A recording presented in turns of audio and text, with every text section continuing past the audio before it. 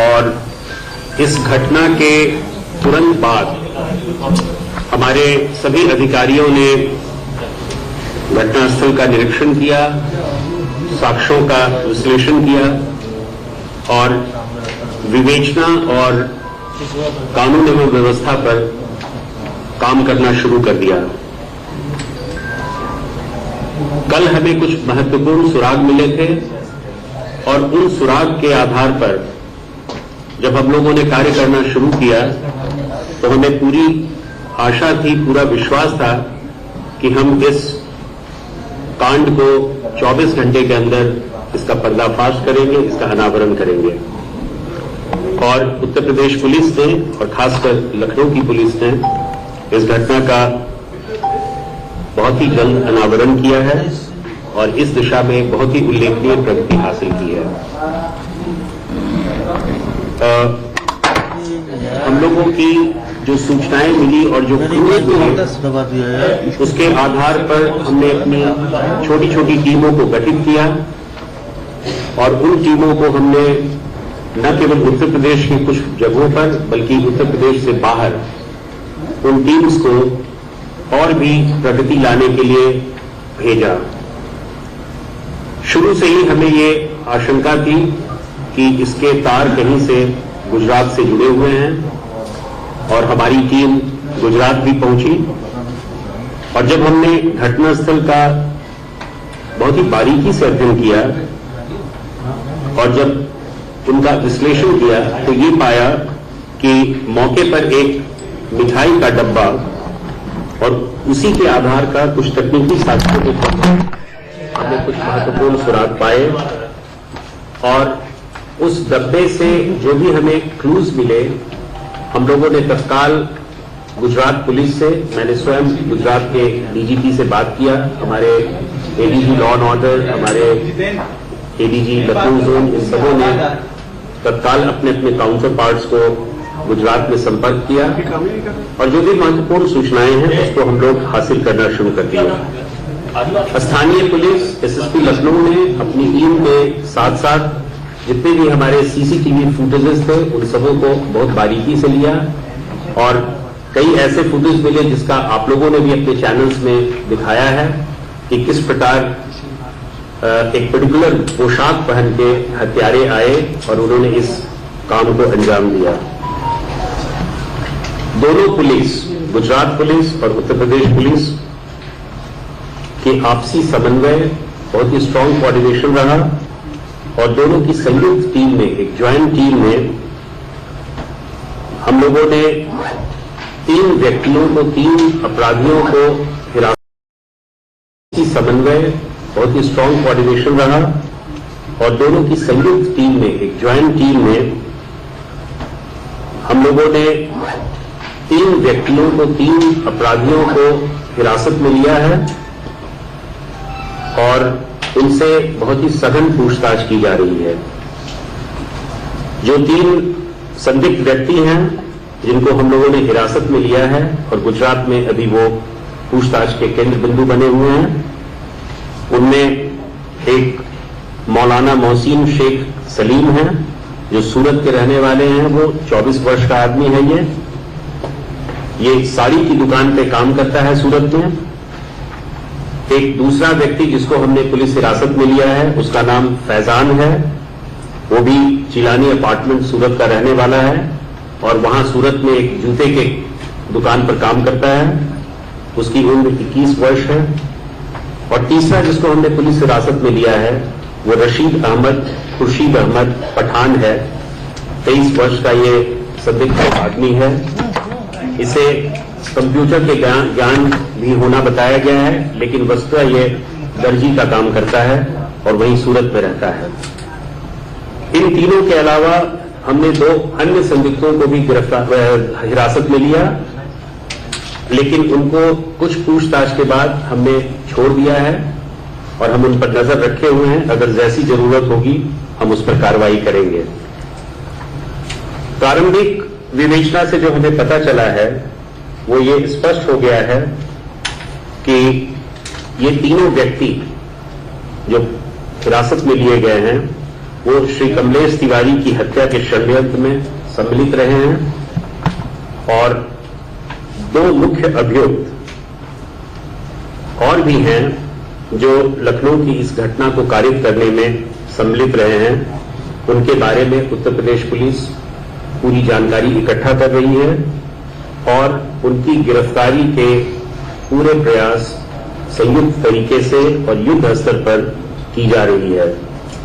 हिरासत में जो 3 संदिग्ध लिए गए हैं उनकी पूछताछ से, अभी तक के प्रारंभिक पूछताछ से, उनके क्रिमिनल हिस्ट्री का अभी पता नहीं चला है, लेकिन अभी ये इनिशियल इंटरोगेशन है, अभी इन्वेस्टिगेशंस प्रचलित है। हमारी टीम वहां मौजूद है।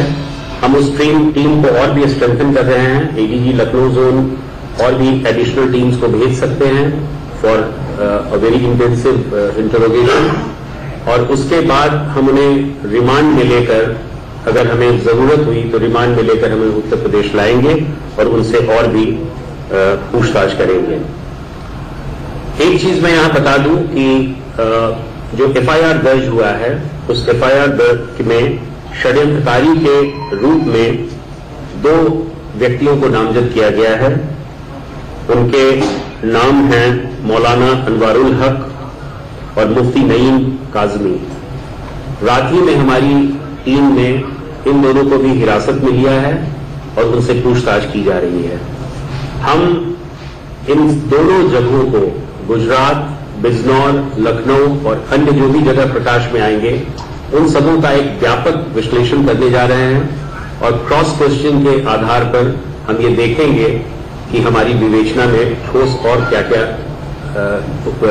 एविडेंस मिलते हैं, जिसके आधार पर हम इस हत्या को पूरी तरह अनावरित कर सकें। जो अभी प्रारंभिक जो हमें जानकारी मिली है पूछताछ से, उसमें ये मिली है कि रशीद पठान, जो कंप्यूटर का जानकार है और साथ ही साथ टेलर का काम करता है, उसी ने ये इनिशियल प्लान बनाया था और इसको एक बहुत ही इंकरेज करने की चीज, या उसको ये कह सकते हैं कि उसको अंदर से एक प्रोपेलर के रूप में काम करने का काम मौलाना मोहसिन शेख सलीम ने किया। उसी ने 2015 के जो बयान थे मृतक के, जिसमें उन्होंने कुछ ऑब्जेक्शनेबल चीज कहा था, जो वीडियो में भी वायरल हुआ, उसके बाद मौलाना ने ये कहा कि ये वाजिबदार कत्ल होना चाहिए और इसे मारने की जरूरत है, और उसी के आधार पे उसे भी पूछताछ की जा रही है। फैजान, जिसे हमने पुलिस हिरासत में लिया है, जो अभी हमारी कस्टडी में है और पूछताछ की जा रही है, वो मिठाई की दुकान में मिठाई खरीदने में शामिल रहा है और उससे भी हम सघन पूछताछ कर रहे हैं ताकि हमारे बचे हुए जो संदिग्ध अपराधी हैं उनकी तरफ हम बढ़ सकें।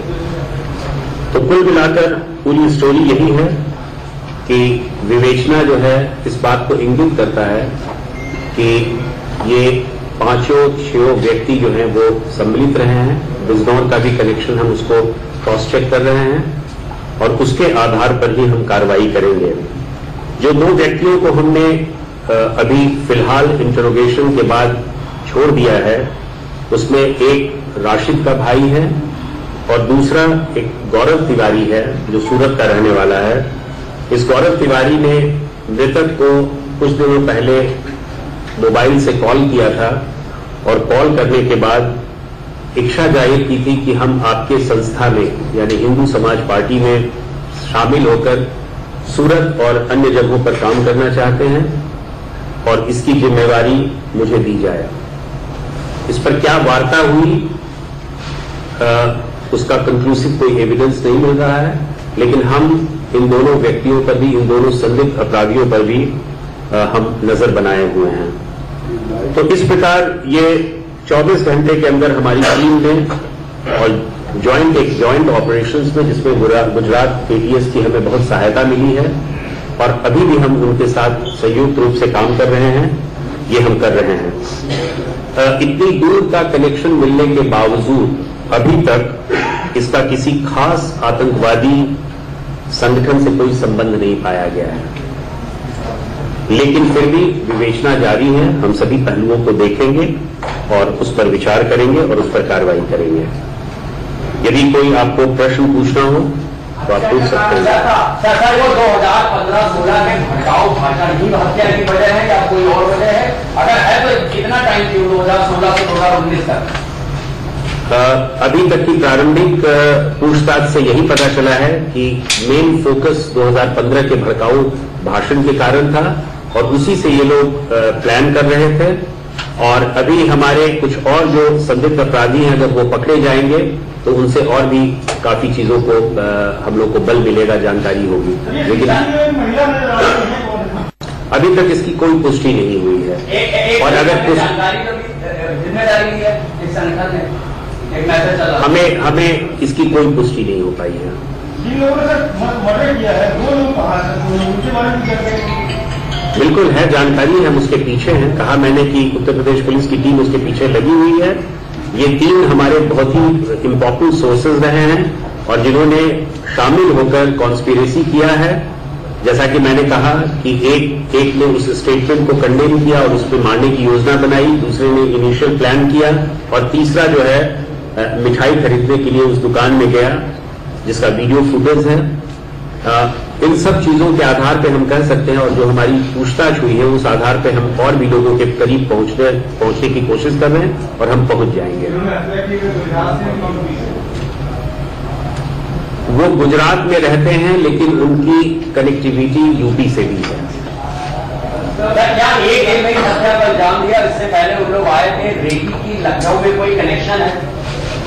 मैंने कहा कि बहुत सी चीजों का हम खुलासा तभी कर पाएंगे जब हम कंबाइंड रूप में क्रॉस चेक करते हुए सारे लोगों की इंटरोगेशन कर पाएंगे। उसके बाद हम एक पूरा पिक्चर आपको देने की कोशिश करेंगे। सही।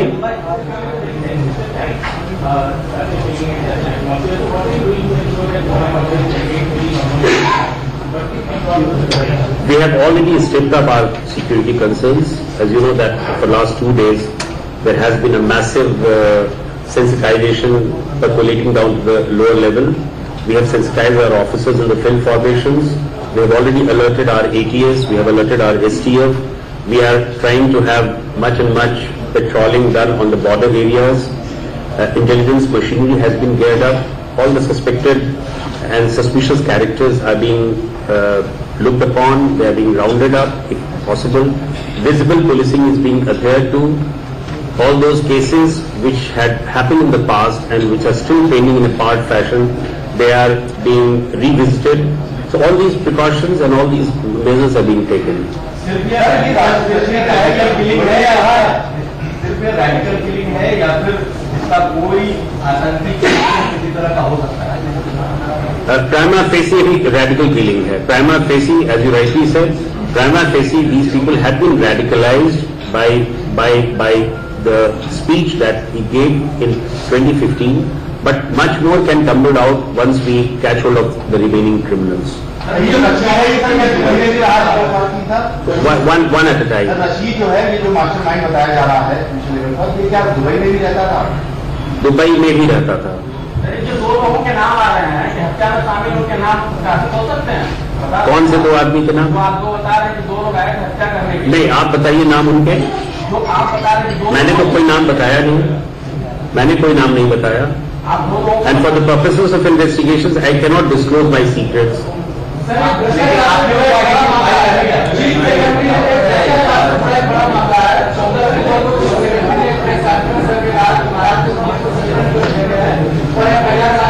Any other question on this regard?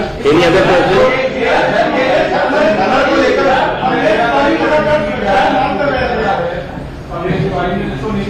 सारे सिक्योरिटी प्रबंध किए गए थे. He was given a gunner, he was given a policeman. Both were there with him और उनके साथ लगा हुआ था. There was no laxity on the part of the police administrations not to provide any security personnel for his protection.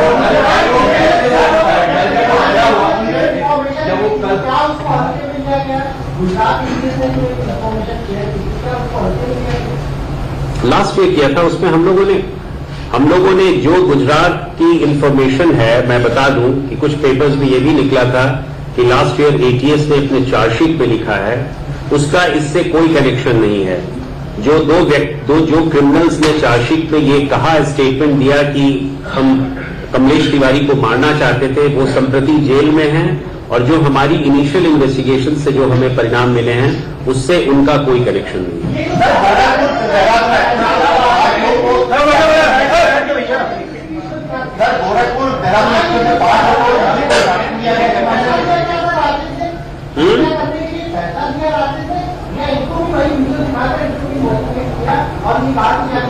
किसने पैसा दिया?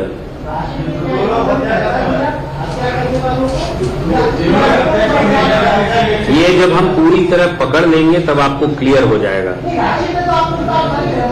हाँ, लेकिन इसका क्या मास्टर जरूर बताया है। आप जितना चीज पूछ रहे हैं उसकी बहुत सी चीजें हमें मालूम है, लेकिन हम नहीं बता सकते।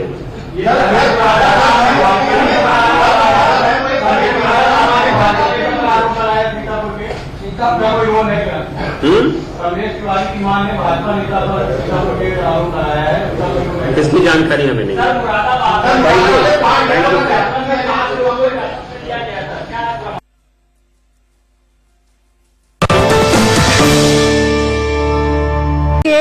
तरफ से प्रेस कॉन्फ्रेंस में तमाम बातें बताई गई। उन्होंने इस बात का जिक्र किया कि किस तरह से जो भी साक्ष्य मिले थे महज 24 घंटे के अंदर बेहद अहम सुराग और जो लोग थे उन तक पहुंच पाई है पुलिस। अभी हालांकि पूछताछ चल रही है। आपको बताएं कि इसके पहले जो अंदेशा जताया जा रहा था कि आईएसआईएस का हाथ हो सकता है, फिलहाल डीजीपी की तरफ से ये कहा गया है कि 2015 का विवादित बयान हत्या की वजह तो जरूर हो सकता है, लेकिन फिलहाल किसी आतंकवादी संगठन के साथ इन लोगों के संबंध की अभी तक कोई खबर, कोई सूचना नहीं मिली है। लेकिन अभी फिलहाल पूछताछ जारी है। 5 लोगों को हिरासत में लिया गया।